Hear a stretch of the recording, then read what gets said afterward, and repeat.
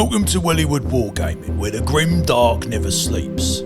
Crack open a bottle of wild snake and spark up a low stick as we take a journey down Underhive. Greetings Hive Scum and welcome back. I am fully refreshed and invigorated after a nice long holiday. I've been putting out content for you on a schedule just so you don't feel like I'm away. But now I'm back and I thought, while I've had time to reflect, I just wanted to sort of talk about today what's possibly next for Necromunda, where we're at, some of the speculation around what's next for Necromunda, because we've gone a bit quiet lately, and just talk about some of the sort of key areas that I feel need improving perhaps and updating in Necromunda as well. So before we get into this, please do like, share, subscribe, and check out the Patreon as well if you'd like to support me further. So firstly, let's talk about where we're at. So since 2017, we've had 8 years of content. This is fantastic from Games Workshop. It far surpasses the previous support back in Necromunda 1995 when we only really had one official sort of update, which was Outlanders. Of course, we haven't seen Outlanders yet, but we'll talk about that soon. But firstly, where we're at, we had the initial box set that was released in 2017, Escher versus Goliath with the 2D tiles. I personally love the 2D tiles. I don't see too many people using them anymore, but they are awesome. We then had an update on that with the Bad Zone Delta tiles, which just made things even better. Then after that, we had the Dark Uprising box, I believe, as well as a new Hive War box too. So we got Palanite Enforcers, we got Corpse Grinders, we then got Ash Waste Nomads and stuff in the Ash Wastes box as well. And then after that, I think we had the Hive Secundus box as well. So that's kind of where we're currently at with major releases or big box sets in Necromunda. That's where we're up to.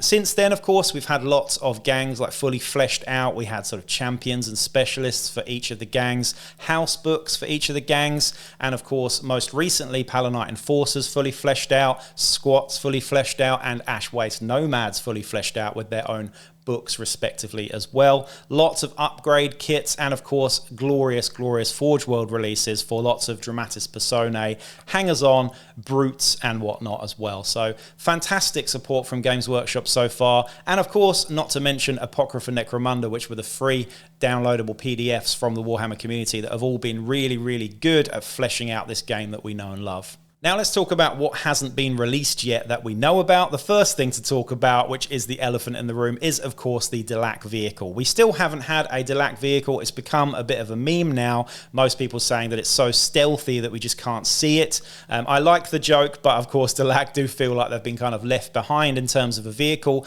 And I will say just quickly, a note on Ash Wastes. I feel like Ash Wastes overall, when it came out, there was lots of excitement about it, but the box set was a little bit of a letdown. The price point, certainly in New Zealand and Australia, was far too high for most people to be able to afford.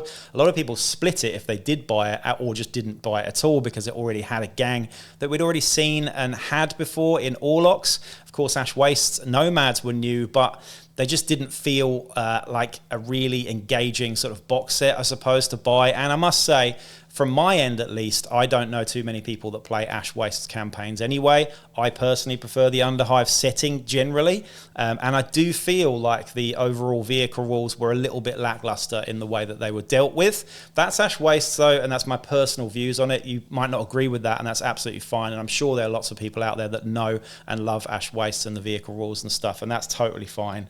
The next thing was Hive Secundus. Hive Secundus was a funny one. It got released. I was so excited about it when it came out. The Malstrain Gene Stealers, the fluff and the lore around them was fantastic. In fact, all of the lore around Hive Secundus was just fantastic. I still love it. It took us back into the Underhive, a new setting, even more grimdark, even more grimy. We had the Spire Hunters, of course, in incursion gangs and whatnot, and we also had the Vansar Tech Hunters in the box. Now, the box set was a very beginner-friendly entry point. It was a lot cheaper. Lots of people got it, and it felt a bit like Hero Quest mixed with Necromunda. So I quite liked that, but it didn't really give anything else to us in terms of like progressing the game of Necromunda that we know and love. It didn't really add a lot. Lots of questions came out around Malstrain gangs in the fact that they were kind of NPC gangs. They're not really a fully fleshed out campaign gang, unfortunately.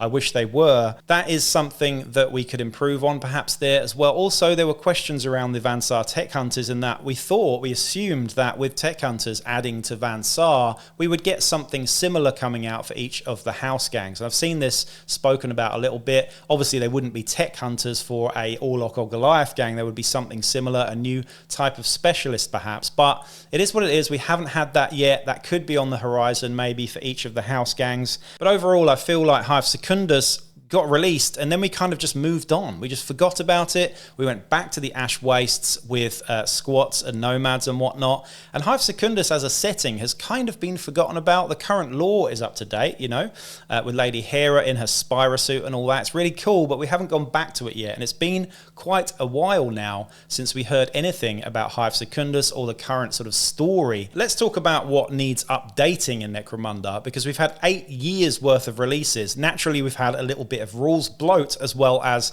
power creep. I hate using that term, but it is true that whenever Games Workshop releases something new, it just gets better and better and better. Certainly in 40k and stuff, but I don't play 40k mainly for that reason. Necromunda isn't a balanced game. It's not supposed to be a balanced game.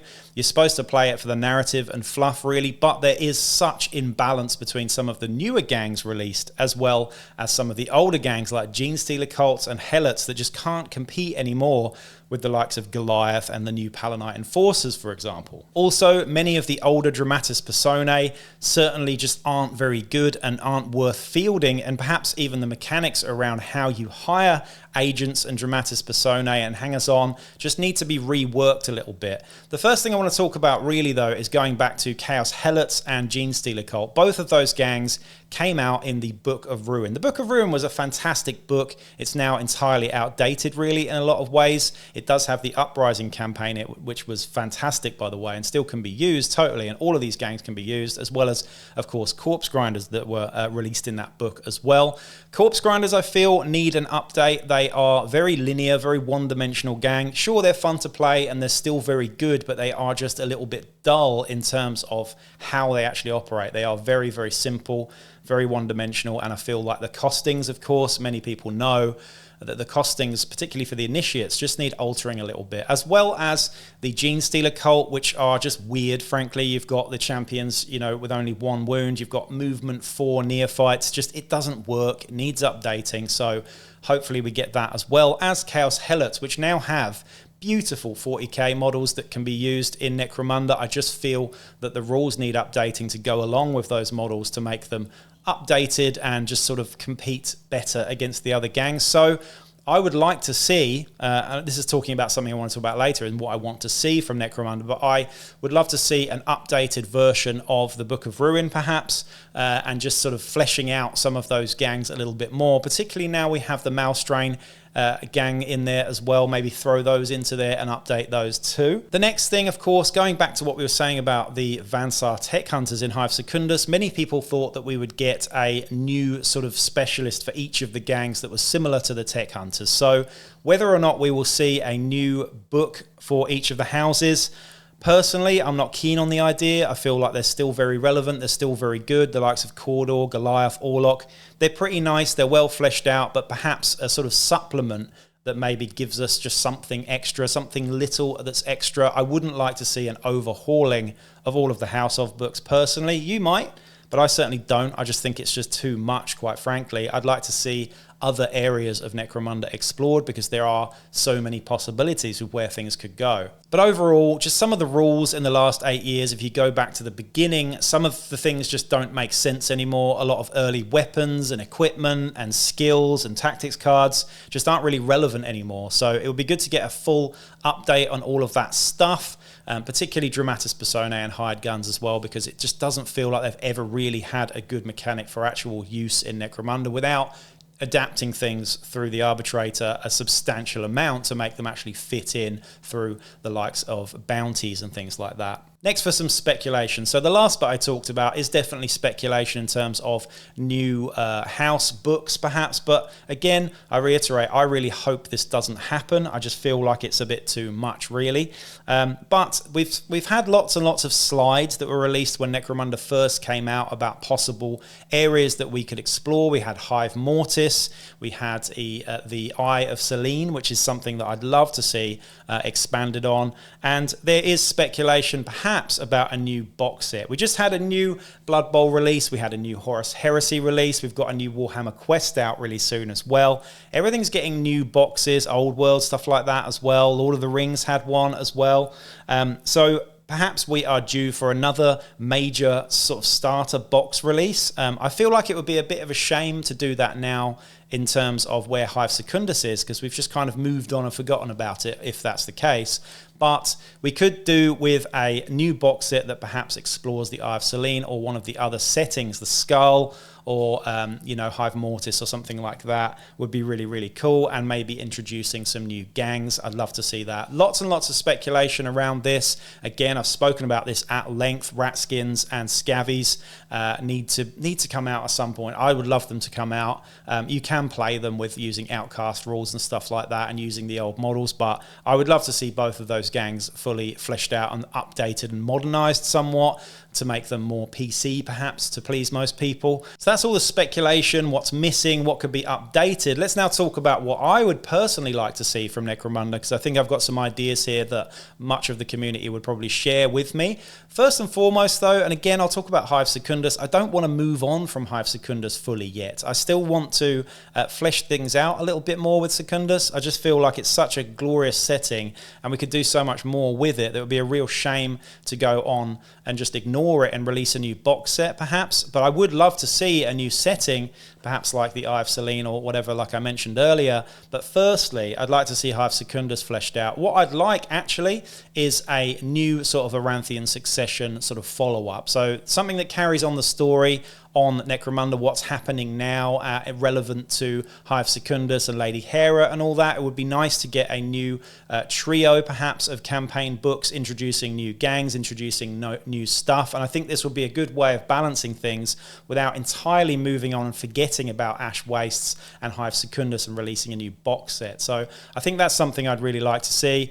And I'd love to see, of course, more factions released for the game. Now, I've done my own little community supplement. If you're a patron, shout out to the patrons, by the way. If you are one of my patrons, you'll see that I've done a supplement that has 3 new gangs that I've created in there. We've got the Synapse Conclave, which is like a Ghost in the Shell kind of vibe. We've got lots of servitors and data hacker sort of stuff going on. I've also done the Bloom, which is a fungal sort of plant horror zombie sort of gang, as well as a Sump Hunter gang in there as well. So you can go and download that if you're a patron, or become a patron, support me and go and download that document. That gives you some new stuff to play with, as well as some Dramatis Personae. But I'd love to see new factions at some point, whether it's going back to Scavies or Ratskins or something entirely new that we haven't seen before. The cargo cults that were mentioned earlier on, that sounds really interesting. Perhaps even orcs. I know people are very split on this, but we do have orcs on Necromunda. We also have the possibility of Imperial Fist Scouts, maybe even some Sisters of Battle Novitiates or something like that would be pretty cool. These do exist on Necromunda, but does it make things 240k is the main sort of argument there. Anyway,